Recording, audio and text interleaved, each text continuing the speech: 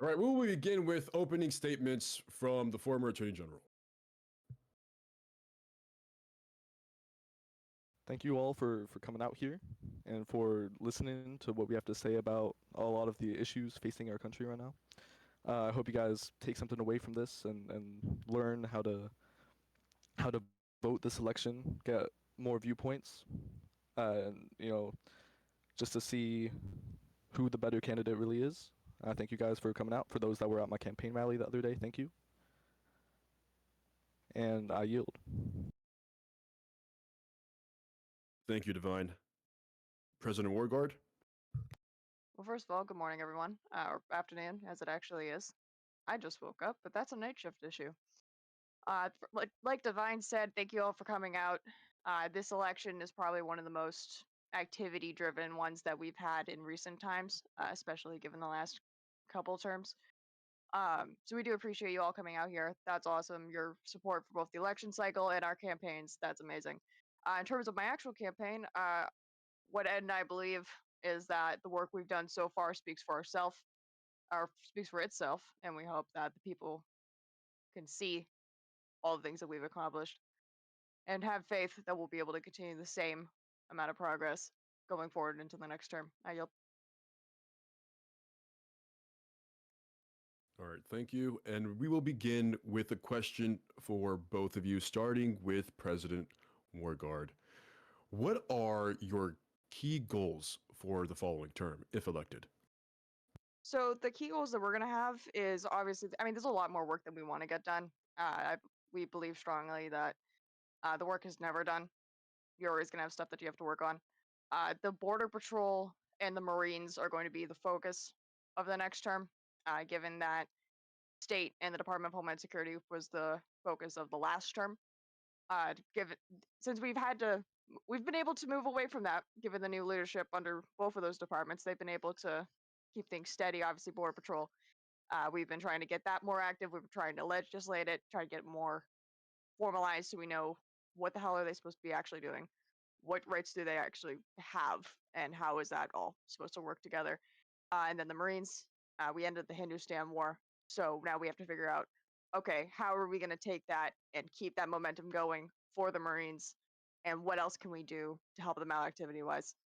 So obviously we don't want to leave them behind. I yield.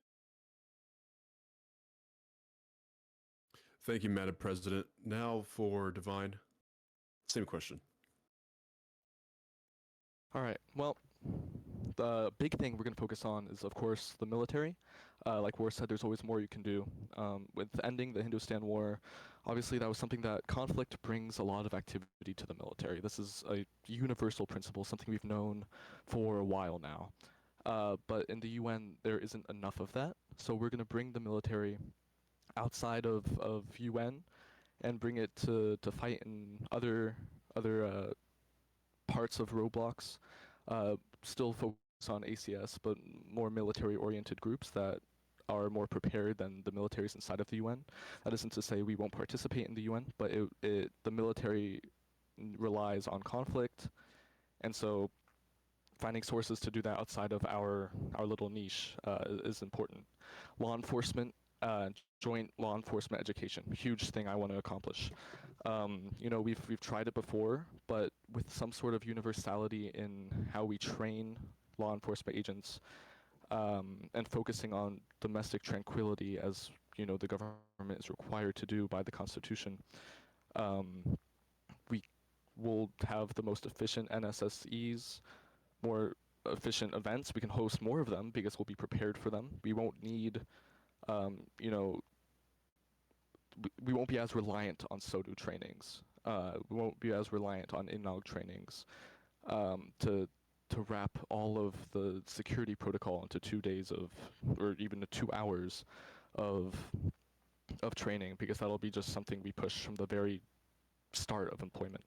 So the big ideas for my term will be law enforcement and military, focusing on our domestics rather than the internationality of it all.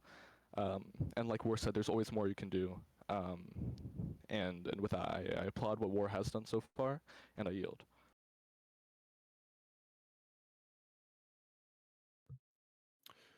Thank you. Now, this next question. Are we not going? Sorry, I have a question. Are we going back and forth or no?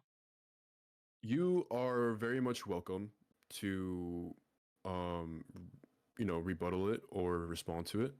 That will also be timed if you so choose, to respond. And then Divine will be able to um, redirect that if he so wishes. Okay. But yes, I- you may. All right, cool. So we have actually, I've written this in our campaign server. We have the exact same plan for the military, in terms of having joint exercises and practice raids. Because obviously, like he said, you can't fight other countries in the UN because they're not at the same military capacity as we are. It just isn't a thing. There's a few handful ones that we've tried to set up joint trainings in the past, and it just doesn't work. So that is the right idea of trying to get outside military groups to host these operations with. But I do want to touch on what he said about having a universal training system. Each department has a very specific role within law enforcement, and while there are general concepts that we can integrate across all of the departments, like basic weapon training, possibly car maneuvers, shit like that, what he's describing sounds a lot like Fleet Tech or whatever it is, the FLEEC, the training center thing that we used to have years ago that crashed and burned. Um, I don't see how that could properly be executed, but I am curious to see what his exact plan is for that if he wants to elaborate on it. Uh, for my mind, I can't see how that would be carried out in a way that wouldn't be like just like how it was before. Because while love, it's a solid idea in principle. That's why I want to hear more about it. Um, but in reality, every department within each event has their own role. It's not like they're all doing the same thing. And while technically they could be interchangeable, it's not the 10 purpose seconds, of the Madam President. department. Yep. All right. I yield. Thank you.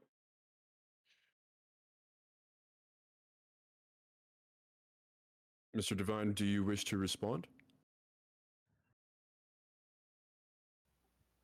For the moment, um, when I speak of universality, truly, I mean the basics. Of course, each department does have their own role, but there are, for in-aug trainings and SODU trainings, uh, enveloping the principles of what we teach there into a sort of basic training for federal agents, rather than, like I said, giving it to them all in 2 hours of education at a 2-day before type of thing, like we do right now for State of the Unions and inaugurations, would be much more. I mean, what we saw with War's assassination, where Aqua hid on top of a roof. I mean, if that wasn't taught at a training, then there needs to be something like where that's kind of security mindset needs to be ingrained at the start of a federal agent's career. Also, the natural transition of federal agents from role to role, we need some way to prepare them in just for that, and having a kind of overview, a kind of basic training where they kind of understand everyone else's purpose as well as the department they're entering into. I think that's something that is very important. Also, NSSE's 10 roles seconds, are Mr. Divine. okay. Thank you. No, I yield. This is going to be a question of me just following up with both of you. Divine, what you're suggesting, is it something similar to a FLETC, or like I feel like you're sort of requesting or planning on a more like general type of training. Is that something that you're considering?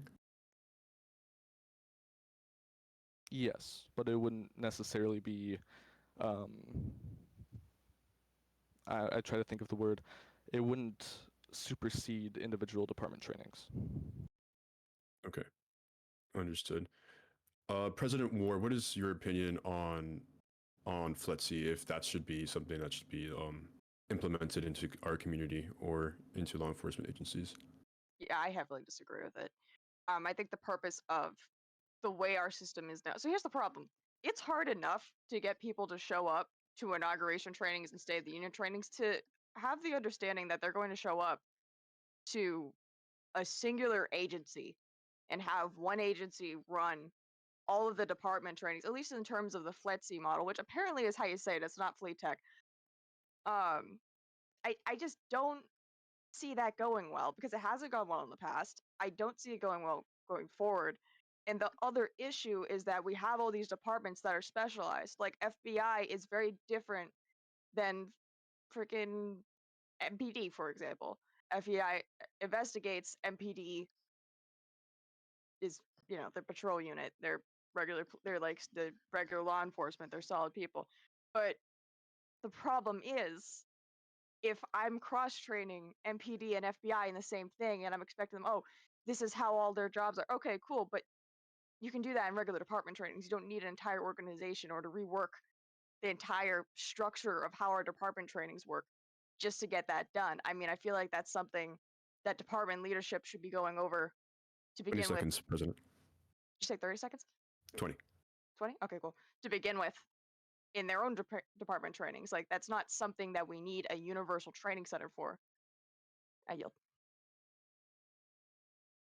Thank you both for that follow-up.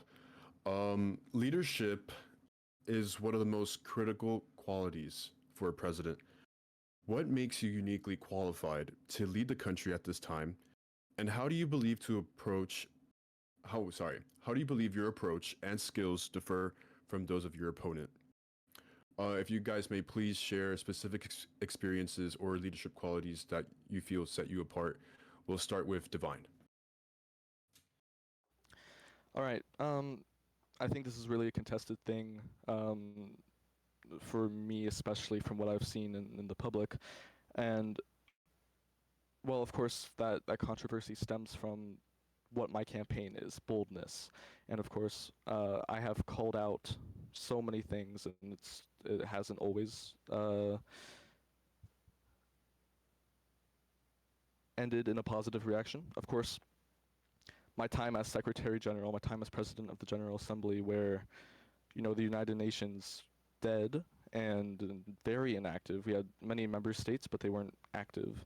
And cleaning that up with Drew, with AB, and with all these other people shaped me into a leader, especially from my time as Secretary of Defense, where I struggled with communication and interacting with leadership, into this role of Secretary General, where all of that is necessary, where you interact with a large variety of different people, lots of different ideas and concepts, and making the success that the United Nations has now, in a way, has certainly contributed to my leadership ability. My time as Attorney General, mitigating all of the issues we had there, where, of course, it was a balance between, the public side of things and also dealing with evident, misconduct, evident crime, and then finding a middle ground solution, which of course didn't please everyone, but I think was the best thing. My time as Solicitor General, where I did a lot of the same things I did as Attorney General. I made legislation. I led the way for a new joint internship program, which will be, I'm still working on it, and kind of opening up the legal sector a lot more to people. Of course, with legislation too, it's not an easy thing to coordinate with Congress. As I'm sure anyone that's worked with Congress has known, the membership isn't always very communicable.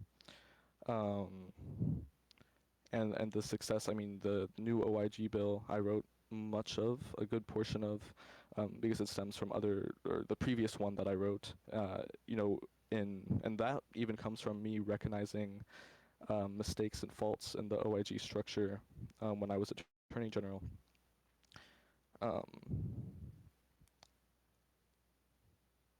And the contract requirement, the Fecal Act, working with VP Ed, working with Abu and with Danny to come to a compromise when we disagreed about going rogue procedure, and how we can mitigate that through contracts is more evidence of leadership ability. I yield. Thank you, Mr. Devine. Madam President, same question to you. So are we Whenever just you're gonna ready. completely ignore the fact that I helped you with at least probably all three of these ideas? I just want to point that out. Um, when Ray and I first met at the start of the term, I gave him the idea for the Job Shadow program to revive the internship program, and I'm sure Divine shaped into what it is now, but originally that is something that he worked with our administration for. And in terms of the UN revival, that is something that my tenure as Secretary of State, the very first thing I did as Secretary of State was host a meeting with Divine present as Podka with the other nations that were still in the UN at the time in order to revive the UN to figure out what we were going to do. I led that meeting. In terms of the OIG Structure Act, the reason why it is the way it is now is because I stopped the bill from going out because we took one look at it and we were like, holy shit, there's problems with this.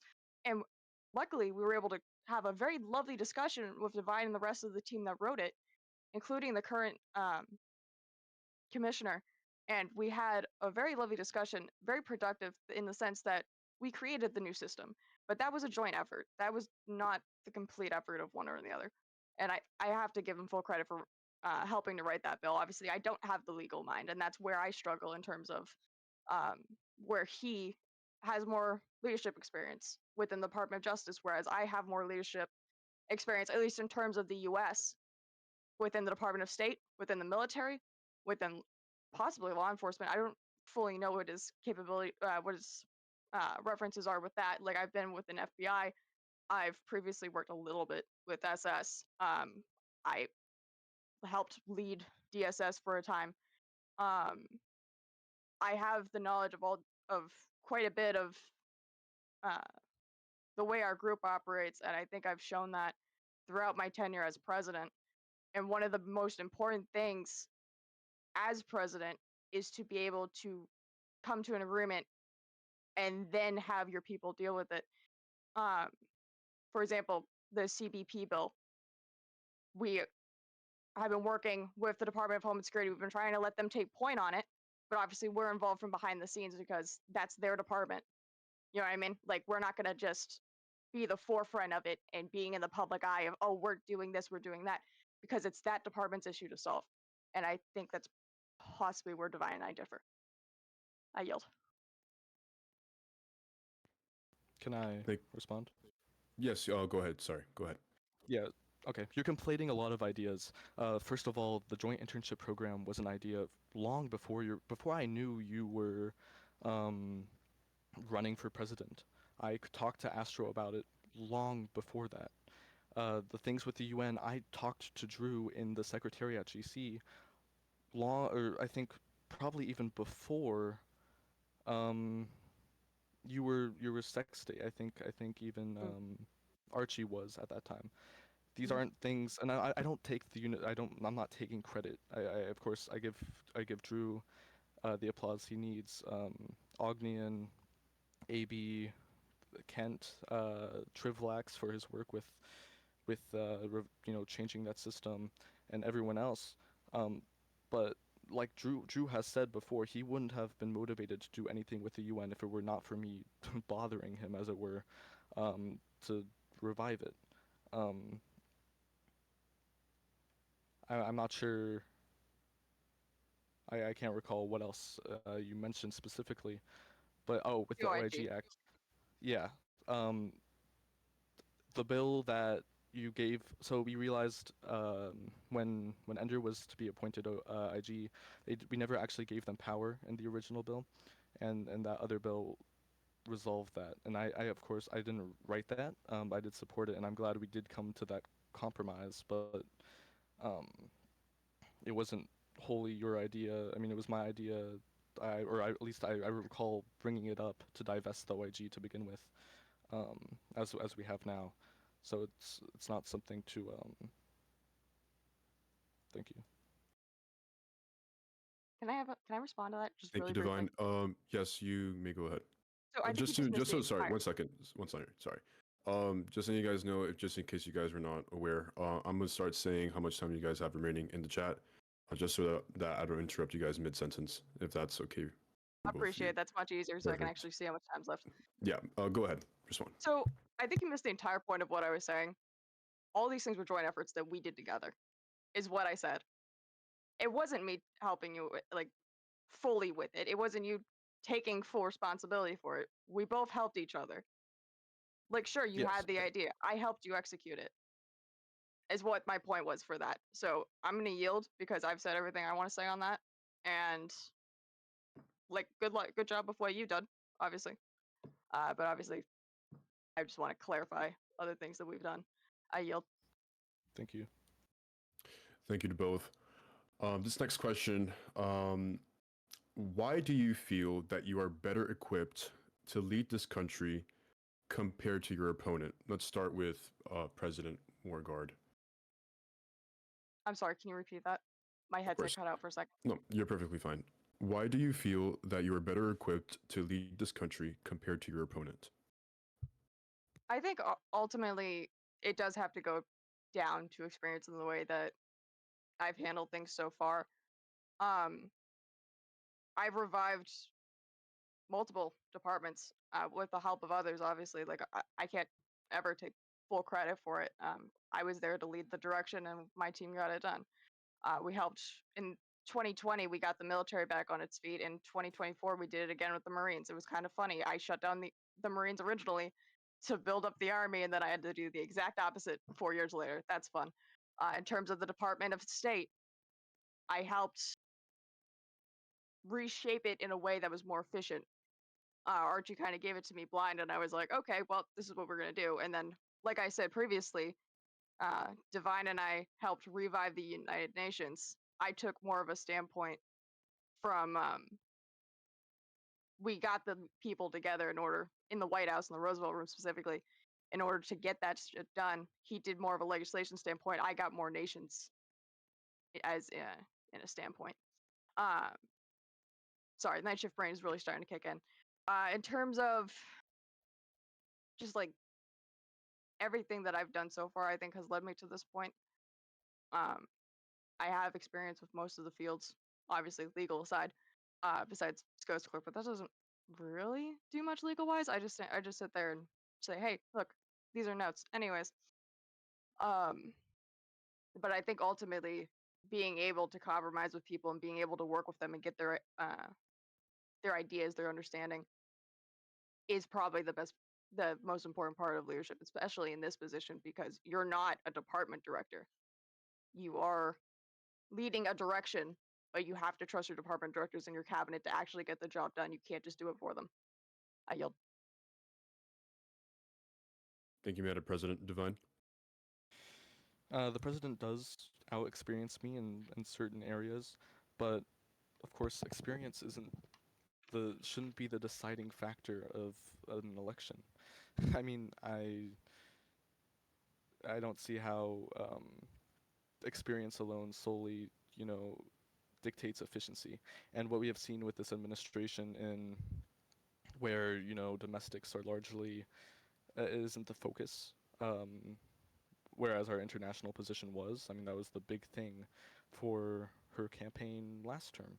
But of course, half of the list of their campaign they haven't accomplished, or maybe not half, but many of the promises they've made, they're asking for more time on. We don't need 4 months. My campaign does not need 4 months to do everything we've told you we're going to do. And that's what makes me a better candidate.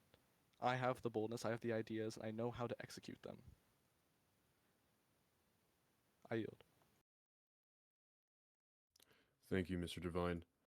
On to our next question. Okay. The Customs and Border Protection has been a significant talking point during this election season, with concerns regarding its efficiency and its current state. How do you plan to revitalize CBP and set it up for a successful future, ensuring it effectively serves the needs of the nation? Let's start with Divine. Of course, I trust Sam. He's my campaign manager. what he's done in giving it the activity it has now is um, is wonderful. I really like to see what they've done. Of course, there needs to be some changes in searching and in legislation, and I appreciate War's efforts in trying to resolve that. I wouldn't expect anything less. Um, and I think just looking at things as they go, I'm not speaking on Sam's case actually. The case against him. It has a lot to do with context, has a lot to do with the law and what is doing, if we're doing right by the law. Of course, what they have done is within the boundaries, but should they? And I think that's something my presidency is going to resolve by having conversations, having interactions with the public, especially because, um, you know, they're the ones I think taking the brunt of maybe any misuse or any issues by CBP. But I mean, having what was it, maybe six agents on? I don't fully recall, but of course, activity for all agencies, especially a stepping stone like CBP, is important. And if we have a lot of people in CBP, that means that there's going to be a lot more people in places like MPD soon. I yield. Thank you, Divine. Let's proceed with our next question. Um, We're now gonna. Oh, sorry. Would you like to respond? I haven't even answered the question. Oh wait. Oh my God, you're right. I'm so sorry. Oh wow. I would Sorry. like to answer the Oh, that's question, sir, embarrassing. please. God, I'm so sorry. Okay. No, you're okay. I did the same Okay. thing last time I moderated. You're fine. Go ahead. You may respond. So I definitely agree that Sam has done an excellent job of getting activity going. One of the major things that we've worked with both Sam and the Department of Homeland Security with is writing the new and Revocate, the senator that's or congressman that's helping to create that bill. What one of the big things with that is when should people be searched? How does that affect a gameplay perspective, and how can we keep it entertaining for CBP too? So one of the things that we wanted to focus on was obviously need probable cause search. The other thing is it's the airport, and most of us don't spawn with guns unless it's a Game Pass weapon. Obviously, they can declare that they have a Game Pass weapon, but at the same time, that shouldn't affect their ability to actually cross the border. And that's one of the things that we're trying to accomplish with this legislation. That should be going out, I believe, tonight or tomorrow. Either way, um, the main thing with it though is obviously we want them to be active. We want them to learn vaguely how the tools work because it is an entry level department, but it's not fully law enforcement is the problem.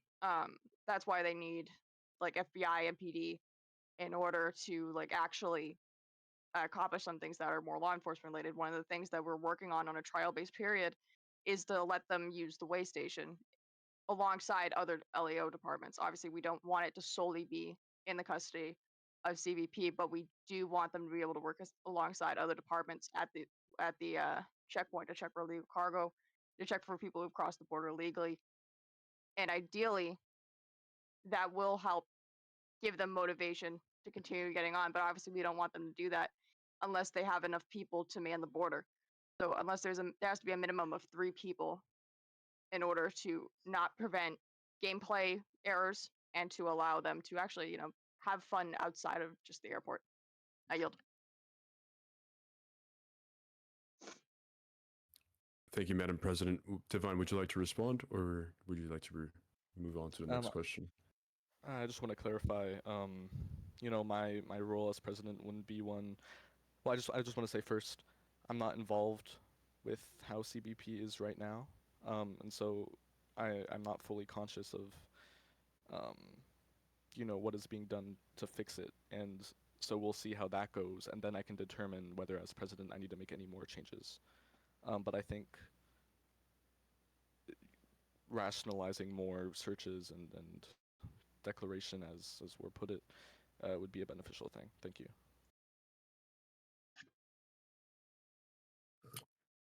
Thank you, Divine. President Warguard, would you like to respond to that question? I mean, not respond to that question. Sorry. Respond to his comment. I know. I mean, that's pretty fair. I mean, you have to kind of see how it goes. Okay, perfect. That brings me to my next question, similar to what we're talking about right now. This question is specifically for President Wargard. In the last election cycle, your campaign mentioned that you had several plans and goals for your November-December presidency. One of which was to review. Sorry. Let me just say it again. Wow, I stuttered really bad. I'm so sorry. In the last election cycle, your campaign mentioned that you had several plans and goals for your November-December presidency. One of which was review of customs and border protection. Noting the spectacle within the Department of Homeland Security's CBP, what can you state that your administration has done to resolve the ongoing issue within the subdepartment? I mean, I believe I just kind of touched based on that, but like I said, we're working with the Department of Homeland Security to figure out what policies need to be changed, updated. They are putting out, well, they're working on more policy memos to tell and kind of like regulate how CBP is supposed to be doing their jobs, as is their priority as Department of Homeland Security. But like I said, we're working with both Congress and DHS in order to get that legislation done because most of CBP is locked within the code. And that was, because from a developing standpoint, again, you don't want that to limit how the game plays. What the fuck? Sorry. I don't know who the fuck just fell from the ceiling, but Jesus Christ. Get them a medic. Oh my god. Anyways, moving on with my life. But yeah, no, I mean that's the main things that we're getting done in order to try to like resolve that issue. Uh it wasn't the focus in November because obviously we had to deal with SS. We had to make sure that the NSSEs were getting done. We had to make sure that state had capable leadership. We had to do all these other things. But now we actually have the time to focus on it now that the other departments have stabilized. And we're going to get that done for the rest of the term.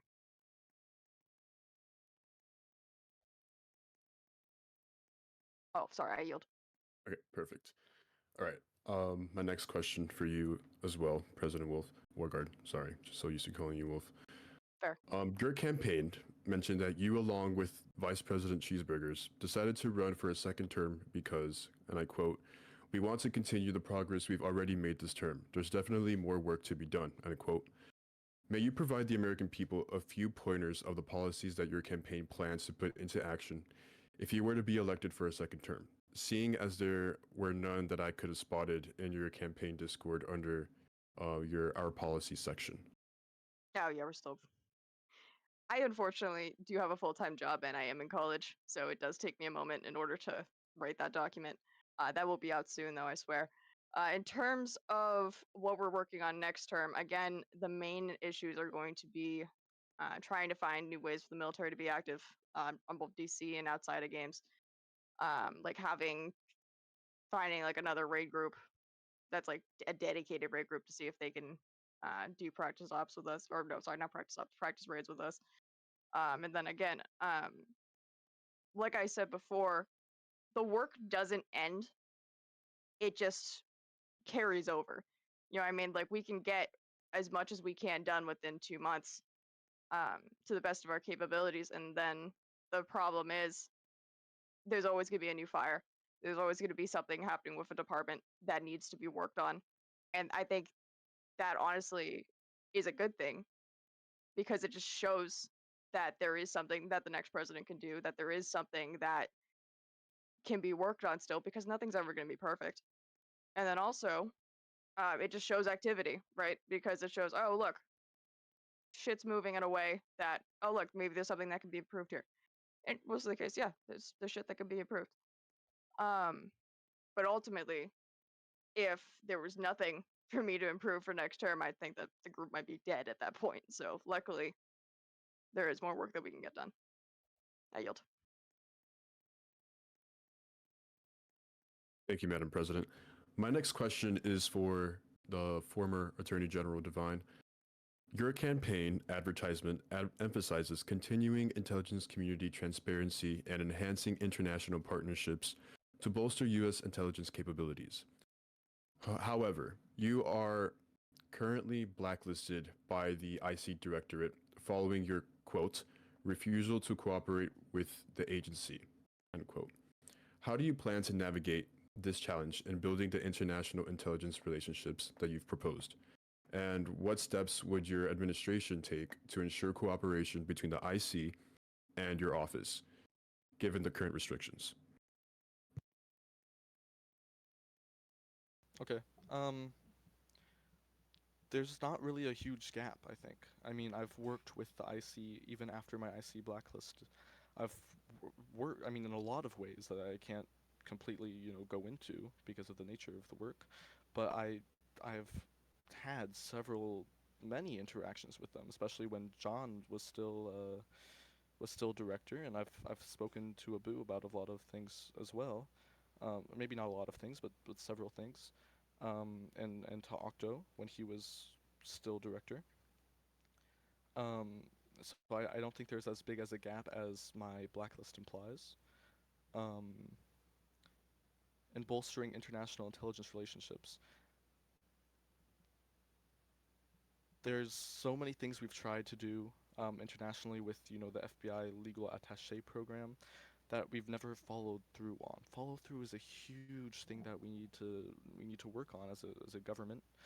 Um, and that following through, especially on things like that, where we can interact more with international entities in developing security and the United States' presence would be a huge priority of my term. Can I respond to that real quick after he's done?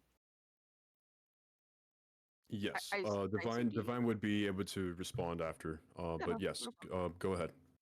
I have a question for him, and then I have an actual point to this. Uh, if you win, would you expect your blacklist to be removed in some capacity so you could actually read the intelligence briefs, or like how would that work? Also, in terms of the FBI liaison program, we actually did manage to get a program going with Netherlands. Um, so that, I mean, we did follow through with that at least. We're trying to. I mean, we would love to get going with more countries, but in terms of getting that program actually off the ground, we were able to do that successfully. I yield. Divine, would you like to respond? Could you repeat your question? Yeah. So in order to actually like Oh work yes. with the Sorry. yeah, you got it. Or cool. Yeah, I got it. Well, I mean, the IC blacklist doesn't prevent, security clearance or anything like that. I don't expect it to be a major obstacle. Um, and of course, we'll cross that bridge when we get to it. Uh, I don't especially need it to be lifted. I'd be willing to go through the regular appeals process, but I don't think it's a necessity, given the circumstance and given the nature of my work as president. Thank you, Divine. My next question to you is, during your time as Secretary of Defense, you submitted a resignation letter that was highly critical of the administration, your colleagues, and the overall leadership dynamics within the government. Also, in this letter, you highlighted difficulties in collaboration, a lack of team mentality, and frustrations with uncooperative departments. Given the tone and content of that letter, many question your ability to foster effective relationships and lead a cohesive team under pressure. How do you respond to the concerns that your leadership style could create similar tensions and challenges if you were elected president? And what assurances can you give that you are capable of uniting a government under your leadership? Okay, well, let me just. It's been a year. I have changed a lot. I've grown a lot in many ways since then. And what I've repaired the relationships I broke. I mean, Seat and I are friends, or we haven't spoken in a while. Just because of his departure from the community. Um, but that communication and team building. Like my time in the UN and reviving that, I worked with so many people, um, and to foster that revival. I don't. I mean, and that was only what maybe it must have been maybe 6 months, or no, even 3 months, I think, even after everything with SecDef. Um, so I don't think my my ability to cooperate with a team under pressure, as the question mentions, is as big as an issue as some would make it out to be. Um, and I don't think I would have issues in leading a united government at all. I yield. Thank you to both of you. We're now going to move forward to our public questionnaire. And this next question is for both of you guys. Time and time again, our military has lost its leadership and the overall ability to maintain activity. I'm sure both of you plan to try and strengthen our armed forces to ensure the security of our nation if a war breaks out. With both of you having some experience in that area, how would you go about increasing the activity of the military? Is it possible to integrate them into the Washington D.C. game itself? Let's start with President Warguard. I mean, to an extent, they're already integrated into the game. They have a team, they have their tools. I mean, they're not first person tools, they're not what they would use in like UN Battlegrounds or anything, but they're integrated on DC. Is there a way we could integrate them more? That's something we're gonna have to look into. I mean, the focus of USM has always been that it's kind of like its own community in a sense. I mean, that's just the way that it's kind of been, and that it kind of has to be in a sense, because otherwise, I mean, what's the point of having a first person military if they're always on a third person game? You know what I mean? Um, so like I think both of us have said, we want to work with outside organizations at this point in order to get that activity going again. What is this called? Oh, I'm telling you, we're going on about. Don't you worry, I'm explaining. We got this. So one of the biggest issues is giving them a target. It's called night shift brain, buddy. Having a target brings that activity, and the problem is with the Hindustan War, especially, it died off, right? So they didn't have that motivation to keep going because there was no one to actually fight in that sense. So once we start getting trainings going again with that and having those operations rolling again, ideally activity is going to pick up again as it has in the past.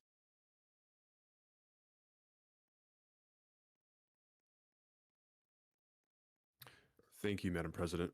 Divine, if you would respond to the question, Yeah. unless you want me to For repeat it. Sorry. I'm reading it.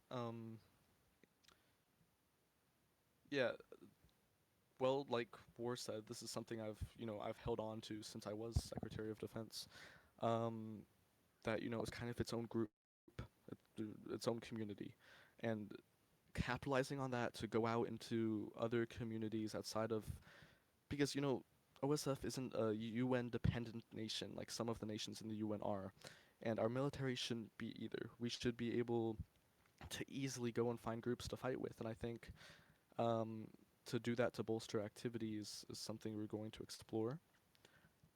Integrating with DC, there are those elements of USM that are integrated with DC already. More than that, though, hosting more cargo runs, maybe more recruitment fairs like Juarez tried to do with her EOs.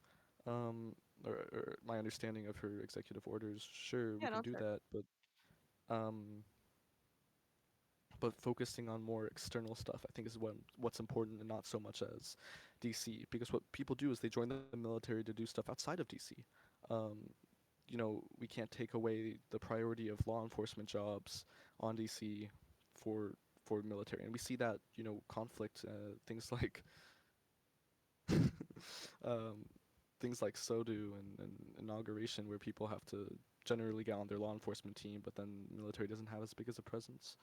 Um, so focusing on popularizing USM as a community outside of exclusively, or making it maybe less connected outside of WAMO and MP, um, might be a better path to do things. Of course, speaking with advisors and people who have been involved with the military more actively um, will maybe solidify these plans more. Thank you, I yield.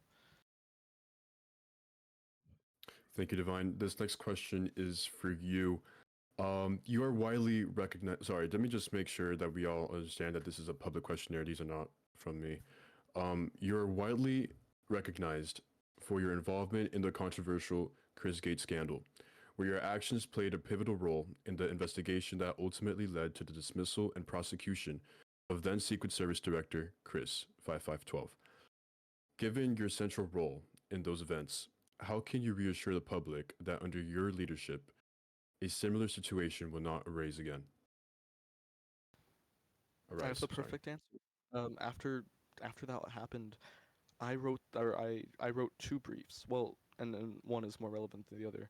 One brief on Inspectors General Independence is what it was called. And I gave this to a couple people I know. Ender and Greed were among them.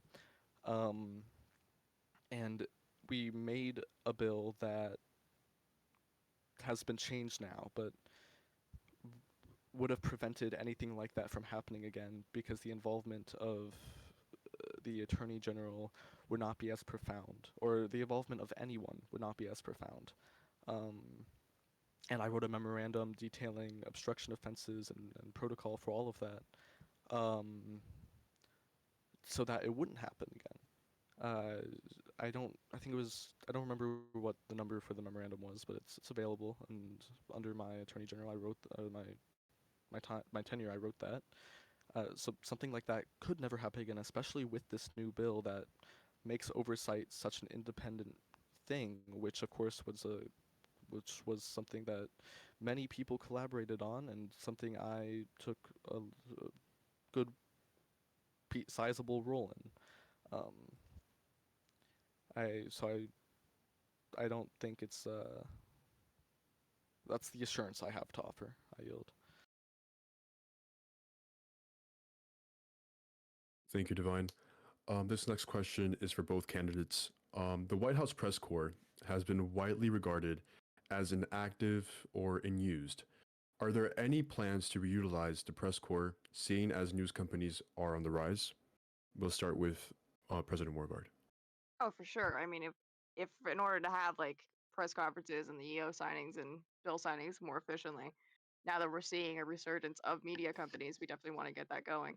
Um, just so they have that access and they don't have to wait at the gate and they get set up early so then they can get their cameras going wherever they want to do. I mean, I know C-SPAN likes to record things. So yeah, no, it's definitely something we're interested in doing. Thank you, Madam President. Divine? Yeah, I mean, what War said is probably the best solution. I can't see many other things that we really could do. Um, Integrating press companies into what we are into the White House press corps is, I mean, really the only solution I see. So I don't think there's going to be much conflict under either of our presidencies. Like there wouldn't be much of a difference, I think.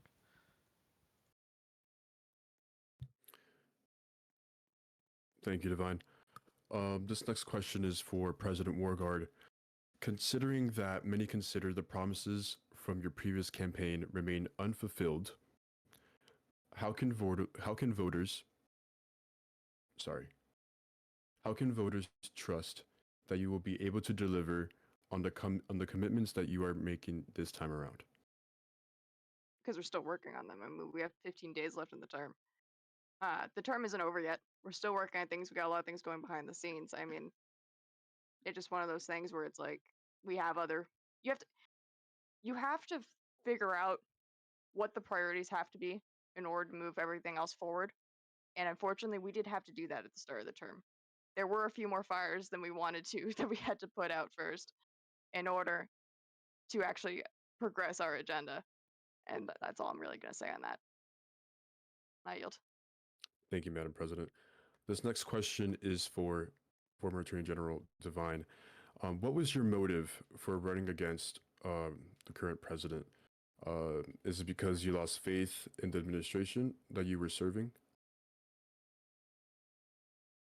Um, it's not necessarily loss of faith. But I think, like I mentioned in one of my questions that I answered in my campaign server, there's a certain meekness that I've noticed where people, especially in leadership, they aren't willing to do new and bold things, um, and fulfilling promises. So, and of course, there were fires to be put out, but that's not necessarily full and a full and unquestionable pardon for not fulfilling certain things. Um, so it's not a complete lack of faith, but it's certainly a will to improve things.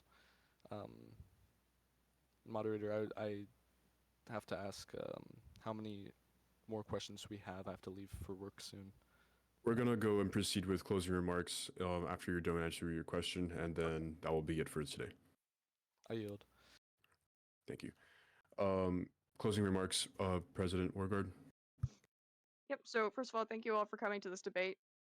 Uh, like I said before, it's very rare that we have a chance to actually do this with two candidates that are capable of like really debating each other. Um, yeah, no, I mean, obviously we have more shit that we have to work on. We are still working on our campaign promises, but the term's still going. We haven't finished the term yet just because it's election season. Like we still have more work that we're gonna do, and we are working on getting that done. Like for example, the not the application form, but the sign up form for the Olympics will be going out soon in order for us to start getting that going once we get the dev approval for it. Most of the things that we wanted to do or we still want to do, they require dev support, right? So we have to work with the dev team and then with our own people in order to get that done in an efficient manner. So with that, I yield. Thank you guys for showing up. Thank you, Madam President. Divine. Well, I'm just gonna leave you with this. We don't need 4 months to accomplish all of our promises. We're at the twilight, or the sunset of war's term, and many things are unfulfilled. They can try to wrap all of that up into a couple weeks, but with holidays and with all of that, just seems unrealistic to me. Um, so if you don't leave here with anything else, know that the Be Bold America campaign does not need 4 months to bring prosperity to OSF USA. I yield. Thank you, Divine. And that will conclude the December 2024 presidential debate. I thank both candidates for showing up this evening, and I would also like to thank all of you for attending tonight's debate. I wish both candidates luck as their campaigns continue to move forward up to Election Day, and good night. And thank you to the Founders Election Commission for giving me the opportunity to host this debate. Bye.